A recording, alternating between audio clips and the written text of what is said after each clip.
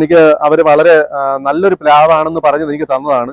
എന്തായാലും അത് നല്ല പ്ലാവ് തന്നെയാണ്. കാരണം ഇതിനുള്ള പ്രത്യേകത എന്ന് പറയുന്നത് ഇതിനകത്ത് കുരുവില്ലാത്ത ഒരു ചക്കയാണ് ഇതിൽ നിന്ന് എനിക്ക് ലഭിച്ചിട്ടുള്ളത്. എന്തായാലും നല്ല ടേസ്റ്റിയാണ് ചക്ക. കഴിഞ്ഞ പ്രാവശ്യം ഒരു ചക്ക കിട്ടി. ഇതൊരു തായ്ലൻഡ് ചാമ്പയാണ്. അപ്പം ഇത് ഞാൻ മേടിച്ചു വെച്ചിട്ട് ഒരു വർഷമേ ആയിട്ടുള്ളൂ. പക്ഷെ അത് നല്ല പുഷ്ടിയോടെ വളർന്നു വന്നെങ്കിലും എനിക്ക് അതിൽ നിന്നൊരു ഫലം കിട്ടാതെ ഞാൻ വളരെ വിഷമിച്ചു. എന്നാൽ ഈ പ്രാവശ്യം അത് ശരിക്ക് പൂക്കുകയും അത് ശരിക്ക് കായ്ക്കുകയും ചെയ്തു. പിന്നെ ഇതിന്റെ ആദ്യ ഫ്രൂട്ട് കഴിച്ചപ്പോൾ തന്നെ എനിക്ക് മനസ്സിലാക്കാൻ കഴിഞ്ഞെന്ന് പറഞ്ഞാൽ നല്ല കരിമ്പിന്റെ ടേസ്റ്റാണ് അതിനകത്ത്. നമ്മളെ കരിമ്പ് കഴിക്കുന്ന പോലെയുള്ള ടേസ്റ്റാണ് ഇതിനകത്തുള്ളത്. ഈ ചാമ്പയുടെ തന്നെ ഒരു വെരിഗേറ്റഡ് ചാമ്പ എൻ്റെ കയ്യിലുണ്ട്. അത് ഞാൻ നിങ്ങളെ പരിചയപ്പെടുത്താം.